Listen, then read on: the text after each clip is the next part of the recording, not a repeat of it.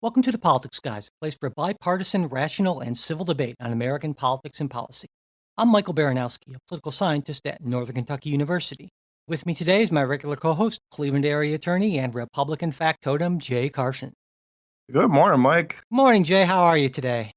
I'm all right. The private sector's been rough on me this week, Mike, but I'm glad to be here. Yeah, I've had one of those weeks too, but we will do our best to get through it here today. But before we do get to the stories today, there was something I wanted to address. It's kind of festering sounds like a wrong sort of word to use, but it's been a thing that's come up a lot. I've heard from a lot of listeners kind of here and there that, what's the deal with Jay? Why do you have this far right guy who's not at all a moderate? And shouldn't you try to find somebody who expresses a more moderate Republican view? And after the last comment I got about this, Jay, I sort of wanted to address this and to say what I say to everyone when I respond to them individually is that if you think that Jay is far right, I would suggest that you probably don't really have a good sense of what the far right actually is. And or even what the right is, I'd say. Well, yeah. And recently I announced this on the medium right. Yes. But on the Facebook group, I announced not too long ago that I was going to start on a very regular basis following Sean Hannity and Rush Limbaugh. And a lot of folks said, oh, my God, why would you do that? Well, they are the two most popular conservative radio hosts in the country. They both have weekly audiences of around 14 million people. And these are really the people who exemplify that sort of further right message. And if you take a look at their websites or their Twitter feeds, you'll get a sense pretty clearly that compared to Jay, it's a fairly different sort of world. And so I just wanted to put that out there and to let people know that I hear you. I know there's a certain, You recognize the problem. Yeah, I think I do recognize the problem. And it's just so easy because I go onto these sites and I think, oh my God, this is just dreadful stuff. But I think it's good for me to get exposure to that, because if I don't, then I get this much more blinkered sense of what's really going on outside of my world, which tends to be sort of, Washington Post, New York Times, Wall Street Journal. And there's there's a big world outside of there politically. And if I don't kind of tap into, the Limbaughs and the Hannitys of the world, then I'm missing an awful lot. And I think it's important not to miss that and to have that fuller perspective. So I just wanted to mention that, throw that out there to folks.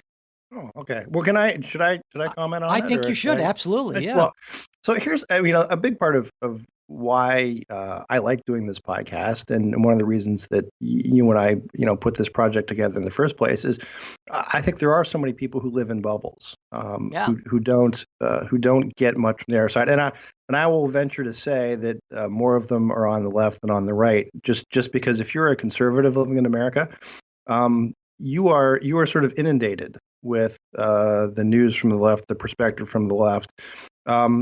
It's sort of, in the air you breathe, the water you swim in.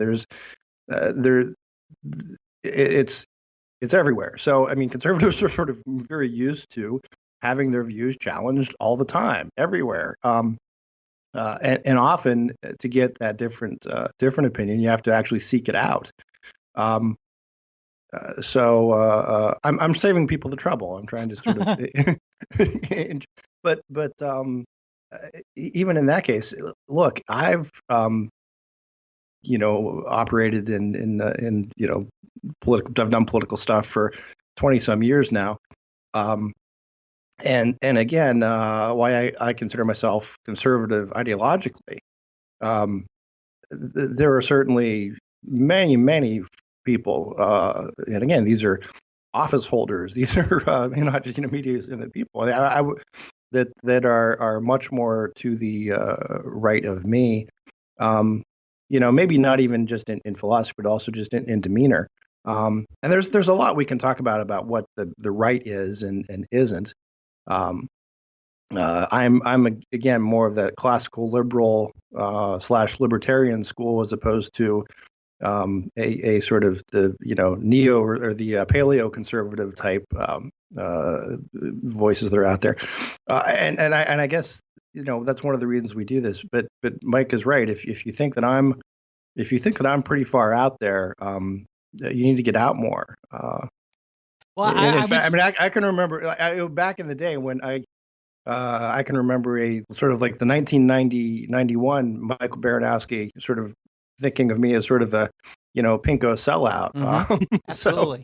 Now I was far right. I mean, there's no question that the Baranowski of the late '80s and early '90s was most definitely far right. So I've changed. even then, when you say far right, I think that is often Not crazy right. No, I know. exactly. Yeah. Yeah, I mean um, there are people who are very conservative and hold very strong conservative views, and you look at places like the Heritage Foundation or something like that, but you would not call them. They're certainly not far right in the sense of the alt right type people, Right. or There's that the kind of the gold insane bug right. type, Yeah. yeah, type folks, or and I think conservatives often bristle at that because sometimes folks on the other side will paint that sort of far right into, oh, okay, if you are if you get the Heritage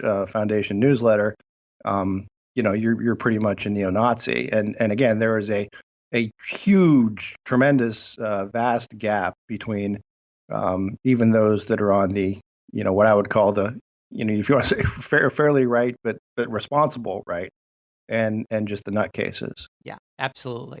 So anyway, like I said, I just wanted to sort of mention that, not so much get that out of the way, but just put that out there before we got started with. Go ahead. One more thing is, remember that time you had Joe on?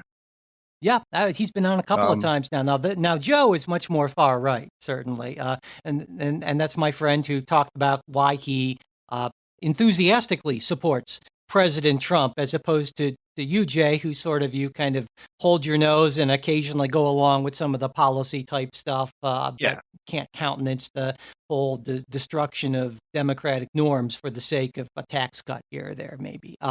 So yeah, absolutely. All right. So, last week, our whole show was about the 2018 midterm election results. But throughout this week, election officials in several states, most notably Florida and Georgia, have been working to certify results in a couple of extremely close races. And in Florida, there's, of course, both a Senate seat and a governorship in dispute. And there were all the typical claims of vote fraud, disenfranchisement, and just more lawsuits than you could shake a stick at from both sides. And the same thing was true in Georgia, where Democrat Stacey Abrams hoped to keep Republican Brian Kemp to under 50% of the vote, which would have forced a runoff election. Now, on Friday, Abrams, well, she didn't exactly concede. She made this statement. she admitted she lost, but not. Well, no, she didn't actually. No, she said, I Oh. acknowledge that former Secretary of State Brian Kemp will be certified as the victor in the 2018 gubernatorial election. But to watch an elected official who claims to represent the people in this state baldly pin his hopes for election on the suppression of the people's democratic right to vote has been truly appalling. So let's be clear. This is not a speech of concession. And also, Abrams has said that she'll be filing a federal lawsuit challenging what she views as the gross mismanagement of the elections in Georgia.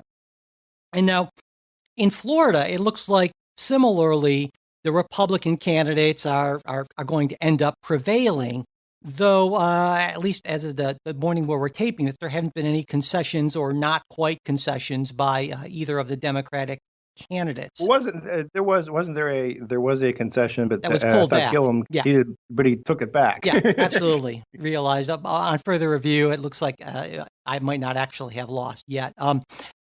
Jay, I don't really think there's a lot to be gained by going down that rabbit hole of all the competing legal claims. I mean, it's hard enough just to keep them straight. So what I thought maybe would be more useful would be to look at this through kind of a broader lens. And the way I try to look at all of this is through the lens of what's the intent of these voting regulations, and then after that, well, to what extent do the candidates and do their I guess you call them their surrogates, are they actually concerned with or honoring that intent as opposed to just basically doing bare knuckles, whatever it takes to win, sort of processes? I mean, what do you think about that? I think it's bare knuckles, whatever it takes to win. Yeah, well, I would That have if been. it's look, Florida is. I mean, I don't know. It depends. I'm not sure which rabbit holes you want to go into or avoid, but we've talked numerous times that I think we agree on. We ought to have a reliable voting system. We ought to have a system where, and I think even last time we talked, you said you weren't necessarily opposed to photo IDs if they're provided by the government for free and easily available and so forth. Yeah. Then there ought to be really some procedures, and when you have procedures, they ought to be followed. And the problem is this. Well, the problem is Broward County. I mean, that's a big part of it. Well, you and I disagree on what some of these on the other sort of discouraging voting, but to me the Florida problem is bigger. But go ahead. Well, to me, I tried to sort of piece together what I feel like the basic intent is, and to me, it's to ensure that everyone who wants to vote can vote. I mean, who's legally eligible, obviously, with as few barriers. Well, no, with as few barriers as possible, given that need to protect against a fraud. And I'm with you. Also, I'm good on that. While it's important to have sort of an end date, once people do vote, things can't be dragged out forever. But every effort really should be made to ensure that everyone's vote is counted and counted accurately. Now, I'm guessing there's nothing in that you would disagree with, right?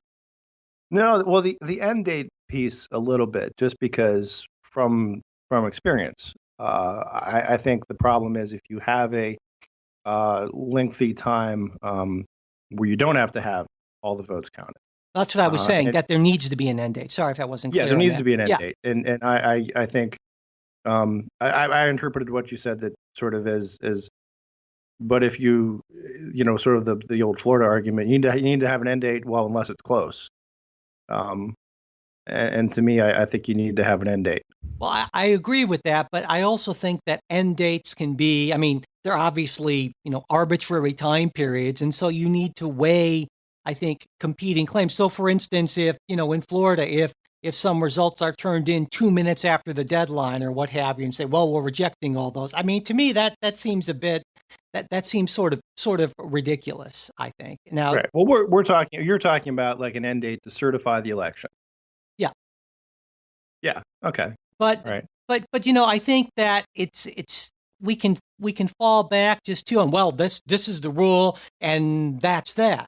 And I get why people would like that certainty, but I think you have to weigh the particulars of a case. And to me, the most important thing is to make sure that all validly cast votes are counted and counted accurately, because that's to me that's the basis of democratic elections. And so if you are sacrificing that to meet some sort of arbitrary end date, I would suggest that your priorities are not in the right order.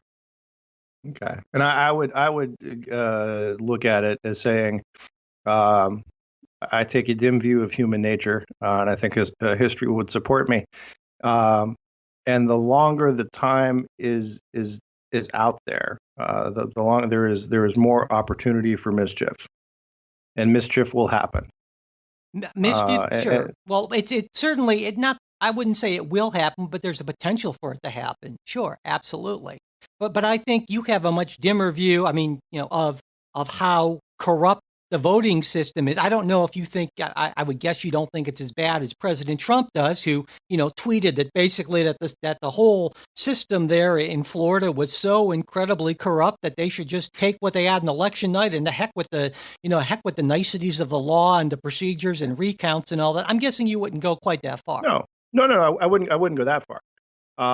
But there are some things that have happened in Florida that are particularly bizarre and or egregious. I mean, we were finding boxes of provisional ballots in rental cars at the airport. I mean, there's yet to be a good explanation of how exactly did that happen. I mean, there's the bizarre thing of, well, every other county in Florida was able to get its votes counted easily and on time, except Broward County, which has this sort of a history of problems that are well documented and not disputed. And to me, when you see that sort of thing, and then there's well, we need more time. That's the problem, because the more time is, well, maybe you find another box that's in the back of a car at an airport. And that I think goes to my bigger concern of, when you loosen that certainty of, okay, this all has to be done by such and such a time, that opens up the potential for, as I said, mischief. Yeah, well, see, to me, there's an old saying that's misattributed to Napoleon. Never ascribe to malice that which is adequately explained by incompetence. And I think that's really what applies here. And, well, I would add incompetence or lack of resources. And I think, that's that's much more likely to be the situation in a lot of these places, because, I mean, we talked about this before.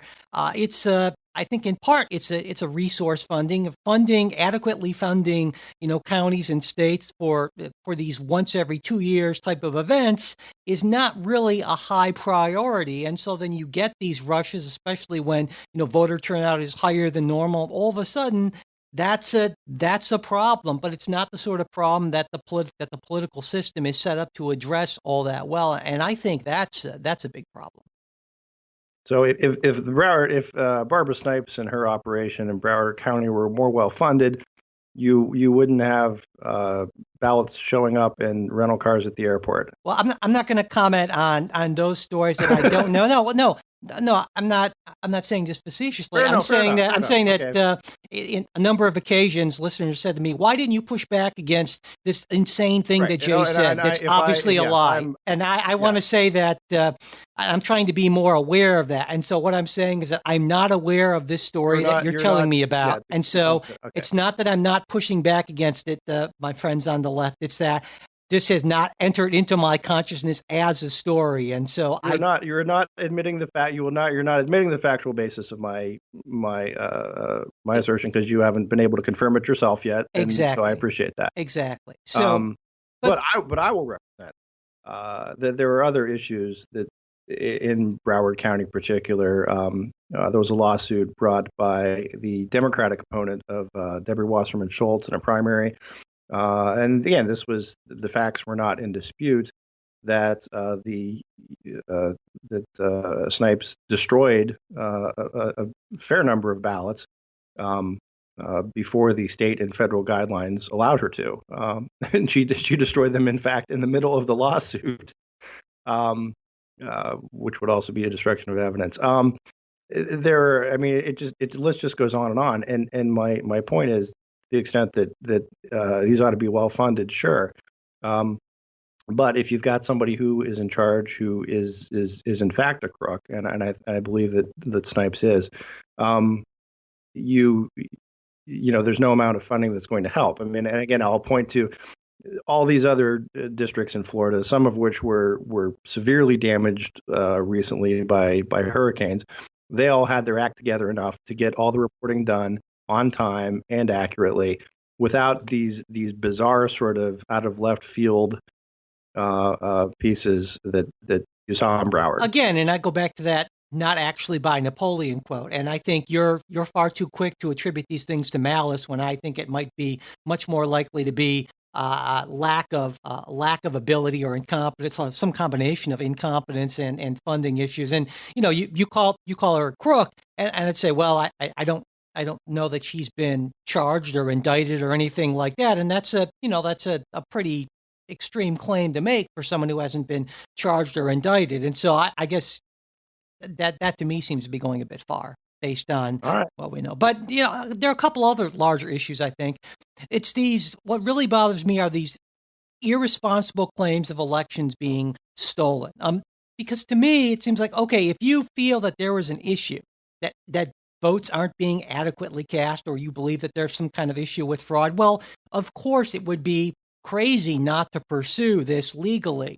But to throw out this sensationalist rhetoric, and especially that the president does, and it's just part of his continuing effort to essentially sow distrust in any process or any institution that doesn't give him the result he wants every single time.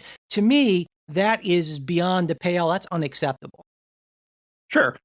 And again, I would say to make those claims, well, first of all, I would say it's not.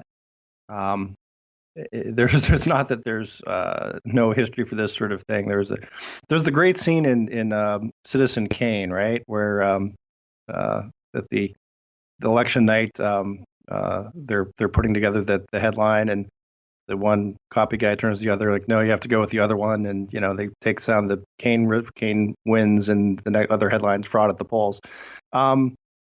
So this is kind of part and parcel to American politics and has been for forever. I will. So again, and I think there's something that there is damage to the system done when you cry wolf unnecessarily, when there is no evidence to support it. Again, I'm sticking on Broward County just because I think there's a big issue there. If you don't look at the times when there might actually be a wolf, you're going to be eaten by the wolf. And I just want to follow with my Snipes being a crook. There have been court determinations that she illegally posted voter results half an hour before the polls closed. She has been officially reprimanded, I think, for some of her actions. There was a court ruling that she illegally destroyed ballots in the 2016 congressional race. So and again, it may sound extreme, but in this case, I will stick with that. That I think she is, I mean, just to some extent, yes. I agree your incompetence argument, but when someone is like so incompetent, that's also, you can't, at some point when the incompetence reaches such a level, you sort of then have to attribute it to malice, right?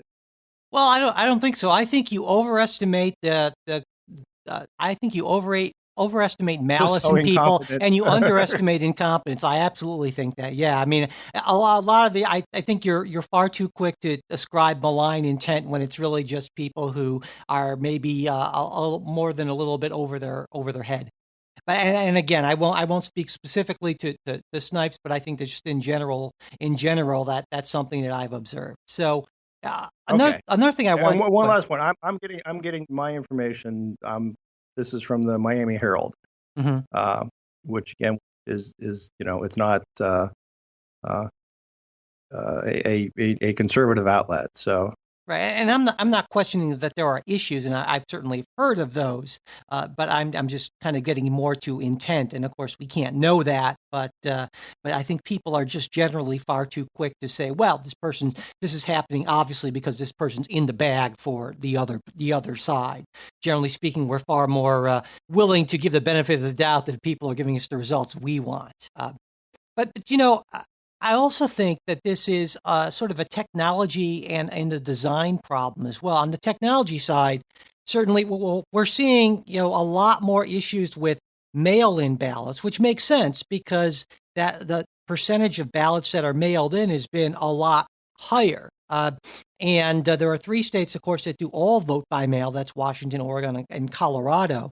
And that means that we saw this election, the issue with the matching signatures. It's been an issue. Mm-hmm. And there are 36 states that mandate signature matching on absentee or mail-in ballots. And of course, one of the problems with this is there are some instances that we know that signatures can change over time. And I look at my signature, and it sometimes changes from week to week, and so that can potentially be an issue. A signature is not obviously the ideal way to do this. Ideally, there'd be some sort of a biometric type thing, but I mean, we're not at that point where you can send in a DNA sample or something, and that would be kind of scary for other reasons. But but so that there's an issue with that. I think there's also certainly still a design issue sometimes with ballots and how they work, and we know that various types of placement can be confusing to people.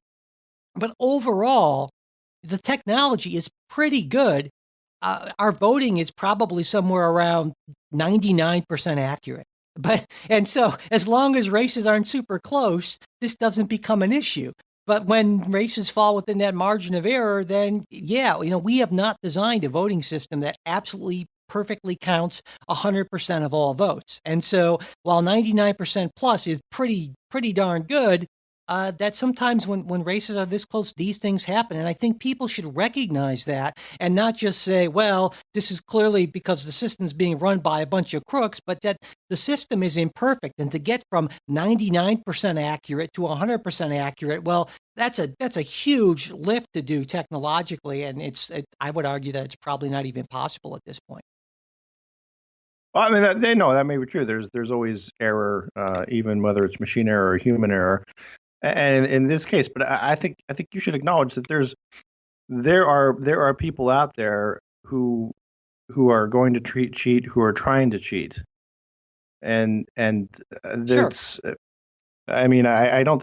So you can't just say, well, sometimes it's close, and sometimes there is active malfeasance out there, and again, I'm not saying it's Trumpian. This is massive voter fraud and all that.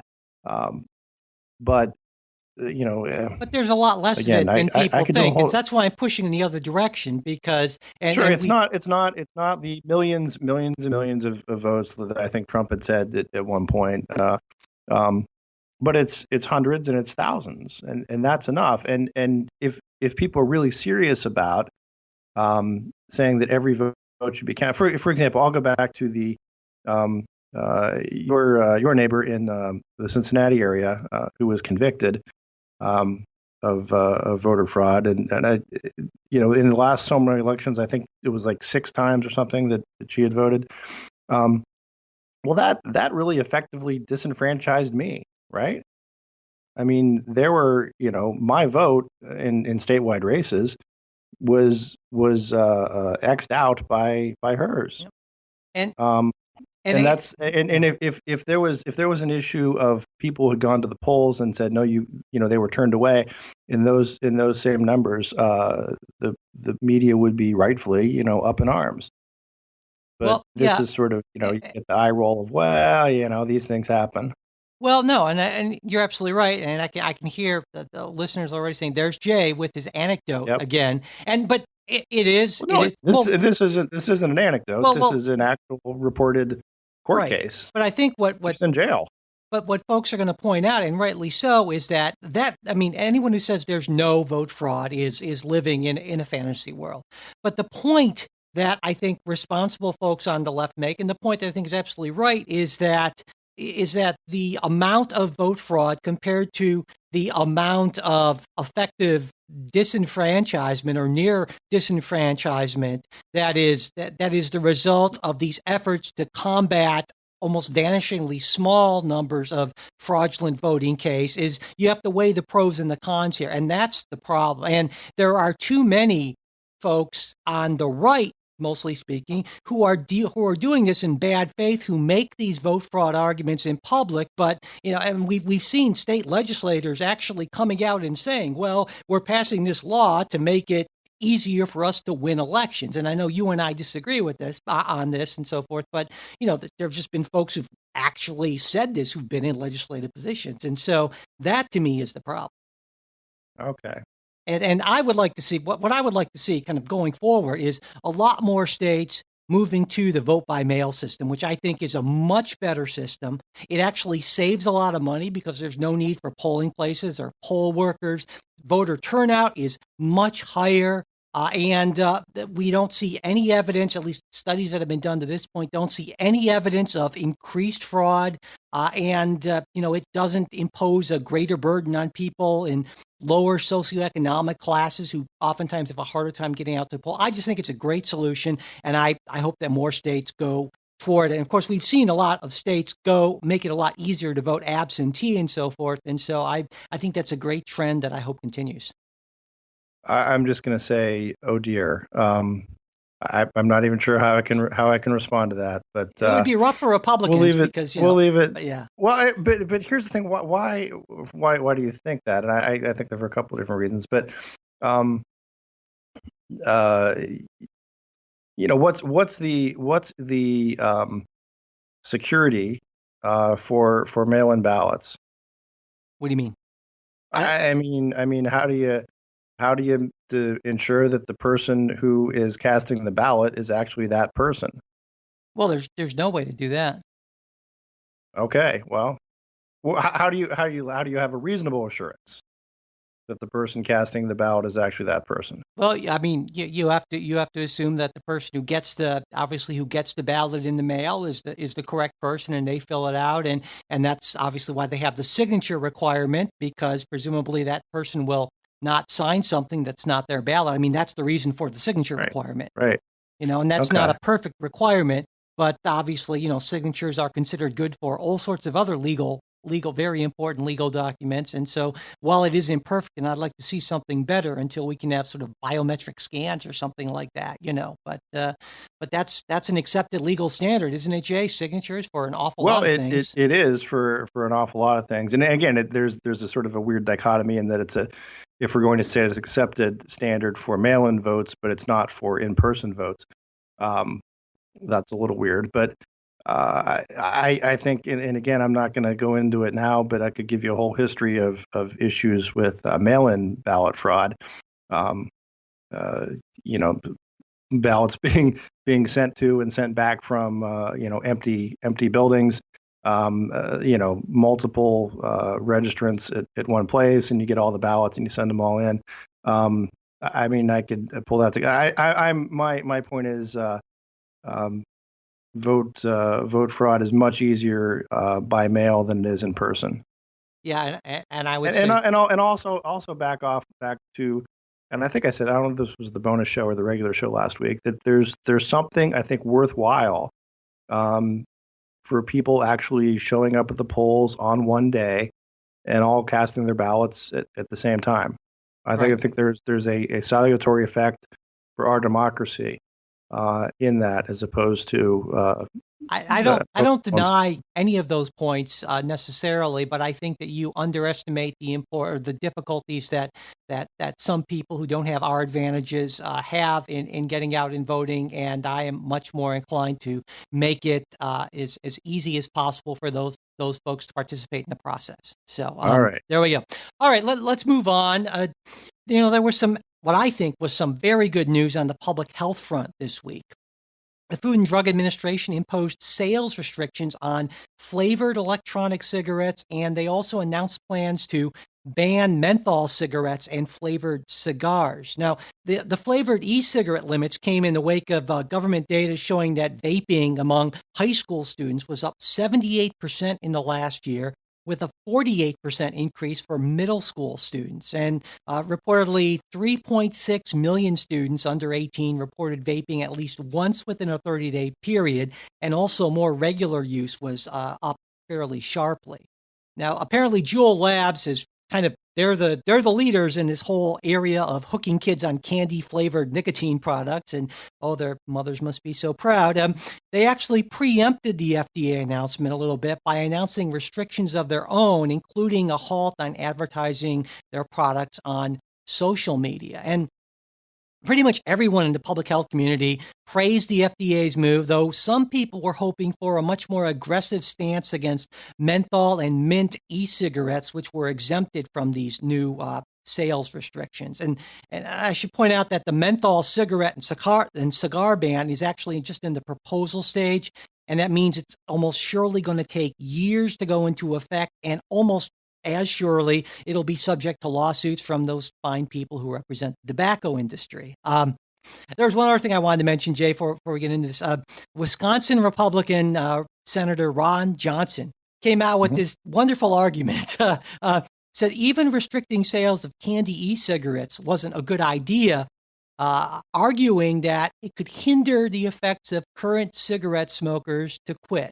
And I thought, oh, sure, because I don't have mango or cucumber e-cigarettes, that's going to be a real problem for me, kicking that Marlboro habit or something like that, which is. Oh, I don't think that's necessarily a frivolous argument. I mean, I think if I think it's a um, stretch. well, it's a stretch, but look, if it's a matter of you'd rather get your nicotine through vaping, which I am not an expert on the science of this, but my sense is that vaping does Bad. not carry. It's bad, but it's not as bad as smoking. I mean, Right. I'm correct in that, right? I believe you are, yes. Well, I guess kind of more generally, I guess I know that other things being equal, you're anti-regulation, other things Yeah, being equal. yeah. But so what do you think about all this then? Well, and I'm a little bit torn on this because I agree to the extent that they're trying to market to kids. That's problematic. Um, I'm also sympathetic though to folks who, and I'm not a smoker, never have been, never will be. I think it's detestable. Um, but say you are a smoker and you enjoy menthol cigarettes, you're an adult, and uh, you like you like the taste. It seems sort of a weird thing of the government to say we're not going to let the company which makes a legal product produce certain flavors of that legal product. It's kind of like, well, I really like cherry Coke or something, and the government says, well, we're not making that anymore. That's illegal. It seems, and again, Coke's not particularly good for you. Again, not as bad as smoking. Um, but if you're an adult and you say, gosh, I'd like to have this flavor of Coca-Cola, well, and the company's willing to make it, then uh, Yeah, I it seems a disagree. strange thing for the government to step in. I don't think So it's strange at all. I think the government puts restrictions on all sorts of drugs, legal and yeah, obviously illegal. And so, they can but say, but no, this isn't a restriction really on the drug, well, it's a right? restriction on how a drug can be packaged, basically. Okay. And so, this particular addictive drug is packaged with these flavorings that make it more appealing, particularly to kids. And so, I don't think that this is a bizarre or strange sort of thing. And yeah, I would like to see a gradual move to making tobacco products illegal, given their addictiveness and health costs and so forth. I know that's not going to happen anytime soon. And so, whenever we can make a step, at least in that direction, I think that's a good thing for so many reasons. Where were you looking? Thinking back, it's 1987, uh, and Bartles and James have just introduced the wine cooler. Where are you on that one? On the wine cooler, well, Wine coolers. yeah, I You know what I'm remember. talking I about? remember wine coolers. Oh yeah, they were big at some of the parties that I used to throw when my parents went out of town. Absolutely, you know. Well, I mean, I guess you're saying because it's kind of a more appealing way, a way to make alcohol more It appealing to was sort of a kids. sweetening Yeah, alcohol thing, and it disgusting. was Yeah. especially young girls, young ladies. It was you know again a sort of sweetened form of alcohol. Um, Yeah, and I'm just it kind of gets to that argument of, well, essentially, if this drug that we've been using forever, if it were introduced to the FDA now and someone were seeking approval, would it get approval? And I think a lot of folks would say, well, it would actually be a lot easier for marijuana to get FDA approval than alcohol to get FDA approval if we were just looking at. And of course, but I think the point is that's not how the world works, right? Is we have to deal with these realities on the ground, and so you could probably make a strong public health case against alcohol as being addictive and having these public health costs. And so I see where you're going with this, but and so I mean, I would certainly. That's where I think age restrictions are very important, and that's all. And sure just to no, be and clear, I wouldn't argue against age and restrictions. that's all that's being done here. Essentially, it's just making it much harder. So it's not that these are actually banned; it's just sales restrictions, not banning the producing of whatever. Juul can still produce mango or cream flavored e-cigarette stuff, whatever it is, but it has to Right. be sold in a way that makes it extraordinarily tough for kids to get any sort of access. Oh, well, I mean, I'm fine with that. I have no objection to that, and I would say that would be my solution to this. Is if you want to put age restrictions, just make sure that they are enforced as best they can be, understanding that there's no perfect enforcement. You know somebody who's 21 or something who can get you some vaping stuff. But now the ban now on menthol But cigarettes the and ban, the ban, that's a that ban, menthol ban, that's proposed something ban. different. Yeah. Yeah, that's a proposed ban. So, and of course, that's the menthol is that's a flavoring that has been a particular issue in minority communities. And you take a look at some of the statistics on who smokes what kind of stuff, and so there's a concern with that as well. So anyway, I think I hope the ban goes through, though I expect that it will be strongly objected to through the legal system by R.J. Reynolds and similar type tobacco purveyors, and unfortunately. Let me I'm playing devil's advocate here. Okay. Um, what is the limiting principle of banning uh, some sort of flavoring for a product that might not be healthful? And just to explain to listeners what you mean by Where limiting principle. well, where would it stop? Would It could for presumably, example, well, it could presumably could just could could extend to someone any could you flavoring. say right? That well, there aren't. I mean, Um, there aren't that many. There's menthol, then there are these candy flavorings. So I don't think there needs to be any limiting principle when it comes to flavoring tobacco products. okay, but I'm thinking more broader. How about cereal? Well, I think Right? that's different because it's an entirely different class of It's product. So I would say, it's regulated under a different sort of rubric. It's not regulated as to, is this a drug? It's yeah, just as this is not something that's going to kill exactly. you or something. Yeah. Um, but certainly there is plainly obvious that you eat a high sugar diet, you run the risk of developing type 2 diabetes.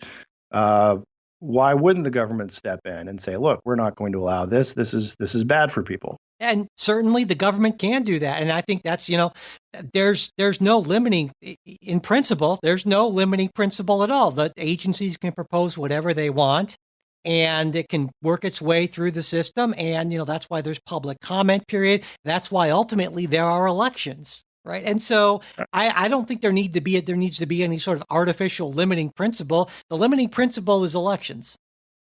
All right. All right. Before I move on, I want to thank all of our just great supporters on PayPal and Patreon, and also announce some additional benefits that'll be coming your way if you're a current supporter or if you become a new supporter. Now first off, Jay, this probably is going to be news to you. It turns out that we're really bad at marketing. Did you know that? We're really bad at I didn't marketing? know that. Yeah, we I are. didn't know We're that. pretty bad at marketing. Apparently, people who I didn't actually know we were actually marketing well, at there you all. go. Okay, that's how bad we are. Well, apparently, I just recently learned this. People who actually know what they're doing on Patreon have these things called goals and levels. And we didn't have either of these things, or at least we didn't until I did some reading on goals and levels. And now, Jay, we have goals and levels. We got them both now. Well, we've got one goal and two levels. So it's not that really good, but it's something. Anyway, first, our goals. If you go to our Patreon page, which is patreon.com/politicsguys, or you can reach it from politicsguys.com, you'll see that we're really transparent about how many supporters we have and how much that support generates every month, at least before Patreon takes its cut. And right now, we're at 77 supporters, and that's a super tiny percentage of the number of people who listen on a regular basis. Teeny, teeny, tiny. Again, we're bad at marketing. So here's our first goal: to get to 100 Patreon supporters. And once we get to that goal, I'm confident we will, I'll release to all Patreon supporters my 12-part audio series on the basics of American government.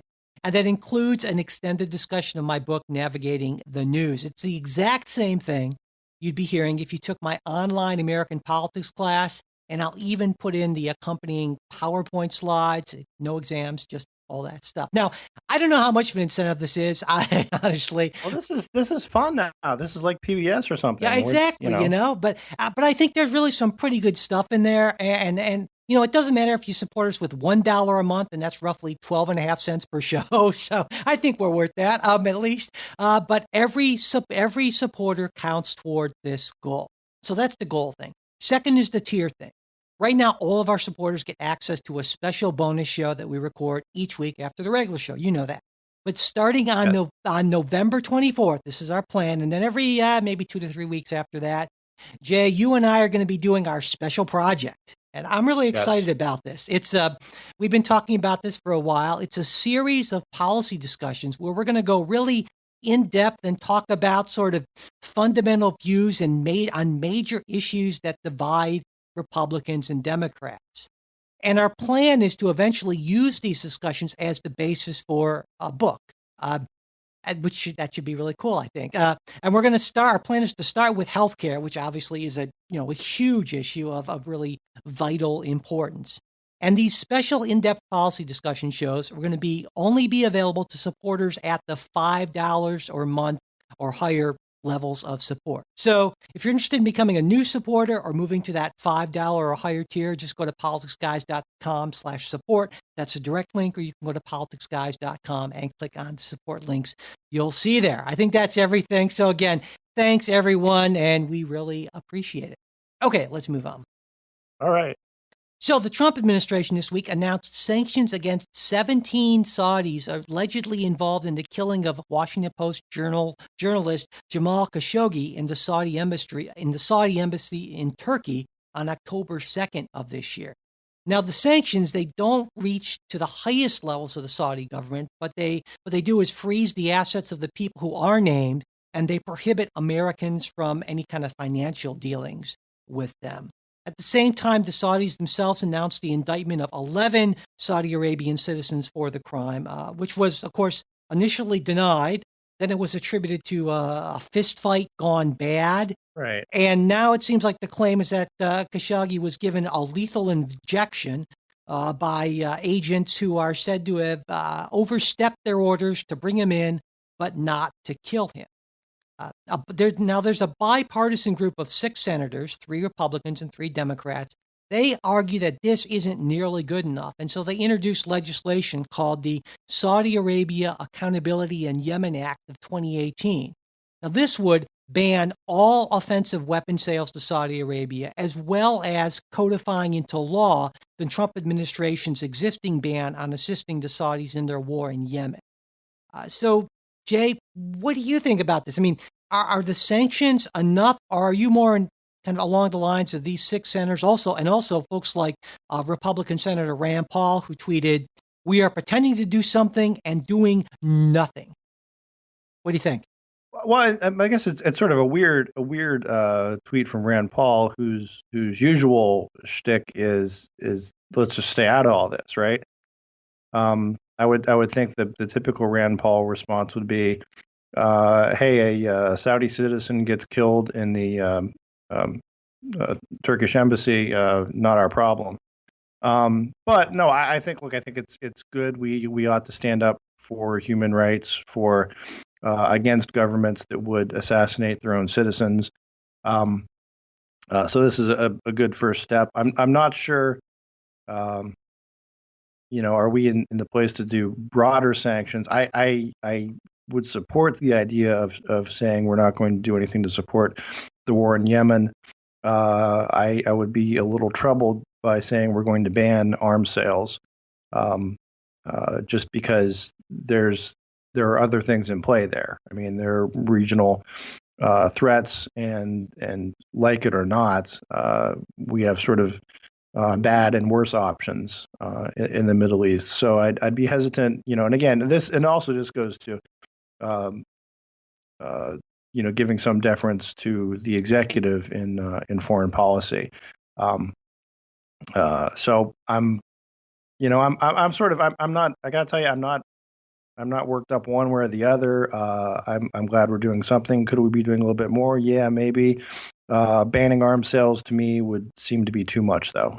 See, to me, I think that's a great move. I'd like to see us to do a lot more, because I feel that we have a lot more leverage over Saudi Arabia than most people might think. Now, it was a different story maybe back in the 80s and 90s and all that. We've talked about this a little bit in previous shows. They need us a lot more than we need them. And normally the president seems very willing to use leverage and to strike these really hard bargains. But it seems like mostly he wants to do that with our European allies and not with, with Russia or Saudi Arabia or these sort of folks. And I'd say, let's see some consistent foreign policy there, President Trump. Hit hard and then make a tough opening bid so we can get the most of what we want. And it seems like, oddly, the Trump administration is just sort of tiptoeing around when he's perfectly fine to, be very different when it comes to our European Union allies.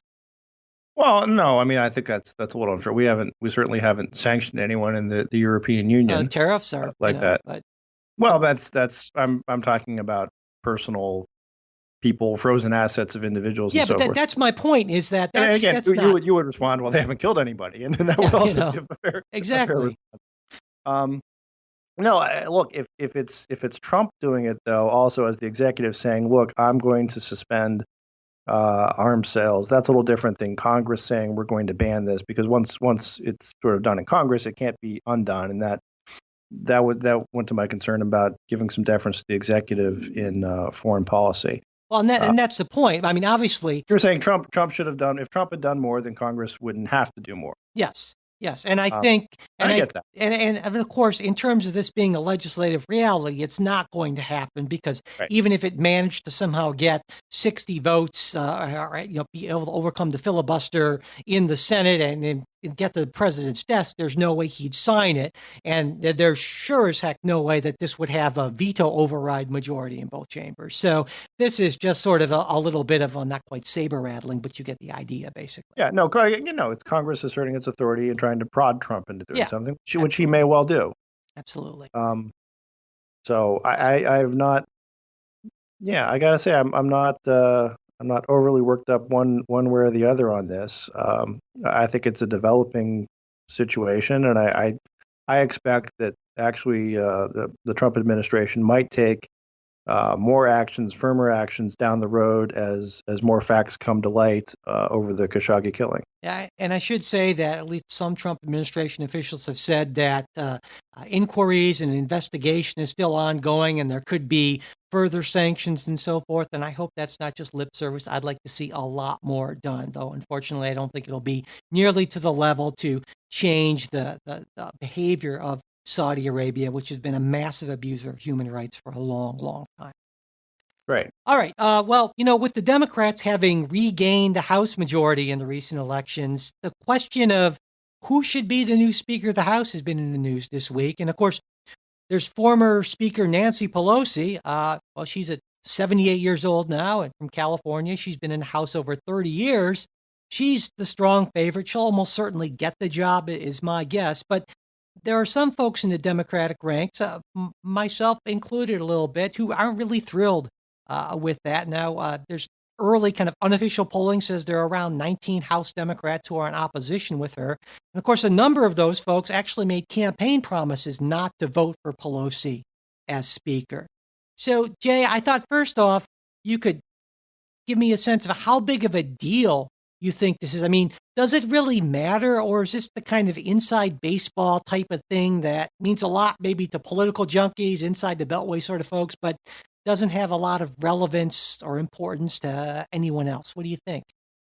Oh, I think it matters a great deal. Okay. Why is that? Who you're speaking? Well, because at this point, I would say the Speaker of the House, the Democratic Party, is essentially going to be the face of the Democratic Party. Mm-hmm. Right? It would sort of be your standard bearer for the next 2 years until you have a presidential candidate. Mm-hmm. So I think it is a big deal in that respect. It's also a big deal about direction of the party, and really it's the party has some big directional issues to decide. So I think it's a big deal there. Yeah. I would agree with you, though. I think Pelosi is almost a lock favorite to be elected Speaker. Yeah. Well, and I agree with you that it matters for a lot of reasons. And when I suggested that Pelosi wouldn't be my choice if I had a vote. There was some pushback on the Facebook group, and I guess I should explain. I think in terms of actually the mechanics of doing the job, and the biggest thing in doing that job, at least in an internal sense, is being a great fundraiser. Nancy Pelosi absolutely is hugely qualified, more than I would say probably at that level, more than anyone else the Democrats have. And so just based on that, absolutely, she's a fantastic person for that job.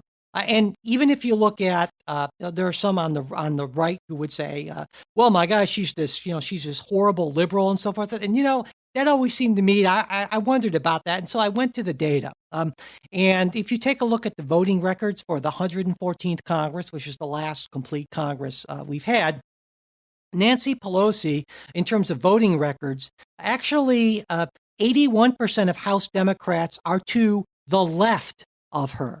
So she's in that 21, that 19% of the most conservative House Democrats. And a lot of folks might find that surprising, but that's just to show how well she's been branded by the right as this, practically, Marxist type of person or something like that. And so that's a misconception. But I mean, I think that for a lot of reasons, I hate the term optics, but I'll throw it out there. But I'd like to see someone like Tim Ryan. I think Tim Ryan would be a really great candidate. He actually ran against Pelosi. It was kind of sort of a snap challenge and got, a fair number of votes. He's a representative from Ohio, Jim Trafficant's old district. My home district. Absolutely. He's considerably younger. He's 43. He's been in Congress though for a while. It's his 15th year in the House, and he has the that's the sort of person who's a lot harder to sort of characterize as this out of touch creature of Congress, East Coast elite type of person, than Nancy Pelosi. But in fact, he's actually to the left of Pelosi in terms of voting. And there's also Marcia Fudge, who's been mentioned as a potential challenger. She's also from Ohio. That's also right down the street. Yep, representing a northeastern Ohio district, and she's 66, a little older.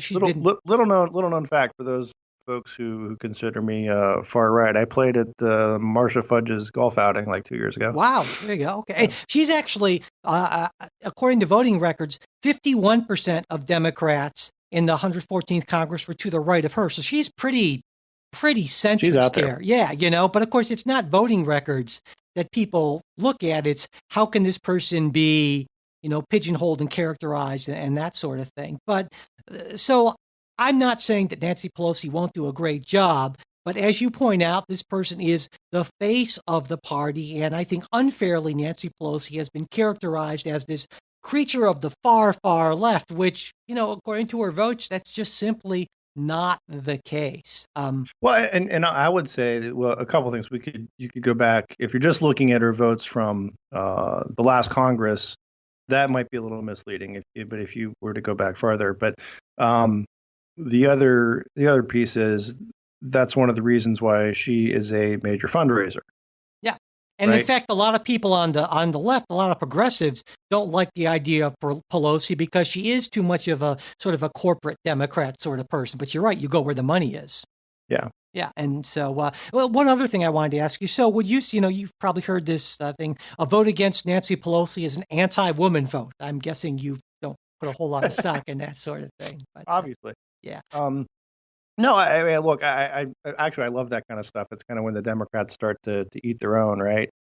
And then it would be a fabulous thing, of course, if it could be if you could have an African American running against her, because then it would just be, well, you're either misogynist or you're racist, and it would be great. Yeah, I think it's just sort of a move to try to shore up support and so forth. And honestly, I think that like I said, Nancy Pelosi's going to get the job, and she's going to do a great job. And honestly, I don't think it's going to matter that much, because if you're somebody who actually knows the name Nancy Pelosi and you have some sort of a reaction to it, you are probably already pretty firmly in the Republican camp anyway. So I don't think it's going to make it. Might make a tiny difference at the margins, but not so much. Well, no. I think maybe you misunderstood my comment. Oh, please, to the extent that she's the face of the party, what that means and what that matters is for how where Democrats are, right? Yeah, obviously, I mean, whether it's Nancy Pelosi, whether it's Tim Ryan, Republicans would rightfully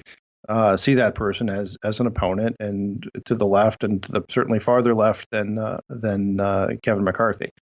Um, but what it does is if you have a Nancy Pelosi as opposed to a Bernie Sanders type, what does that message I send see. to the candidate recruitment, to candidates that are going to get money, to again the policy bent Yeah, of where I the see what you're saying. Democrats would be going? Yeah, and if you're sort of a centrist Democrat, I And think you not, I feel mean, pretty not that it doesn't comfortable with matter. Nancy Yeah, Pelosi. and that's all. It's how they present to the public. Gotcha. And again, I would think um, Nancy Pelosi is still would come across as certainly farther left than a lot of her other compatriots. Just the idea if you had somebody from the Midwest like a Tim Ryan, I think you're right. Regardless of voting record, he would be perceived as more moderate, more culturally moderate, just because of where he's from. Yeah, absolutely. All right. Well, with that, I think we'll wrap up. But before we go, I want to let everyone know that as soon as Jay and I are done recording this show, we're going to be doing our special supporters exclusive show this week. I'm hoping we can talk a little bit about turnover in the House, which is actually a lot higher both in this election and historically than you might think. And also, as I'd like to maybe get into retiring Republican Senator Jeff Flake's claim that he won't support any Republican judicial nominees until Mitch McConnell allows a vote on the Senate's Protect Mueller bill. That's interesting, I think. But so, yeah, we'll get to that and maybe a little bit more. And of course, if you're a supporter, that should be in your podcast app by the time you hear this, at least if I'm doing my job right. And if you're not a financial supporter of the show yet, you know what to do at politicsguys.com/support. And, I talked about goals and tiers and all that kind of stuff. We really appreciate it. And if you can't be a supporter or whatever at this time, if you could, subscribe to the show, share it with folks. That is really, really important. And also leaving reviews and ratings on iTunes helps us out a lot.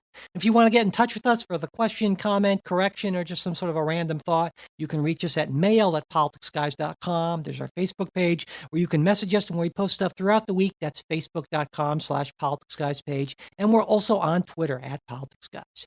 The executive producers of the Politics Guys are Michael Baranowski, Jay Carson, Trey Orndorff, Will Miller, and Bruce Johnson. Today's show was produced by Michael Baranowski. We'll be back with a new show on Wednesday. We hope you'll join us.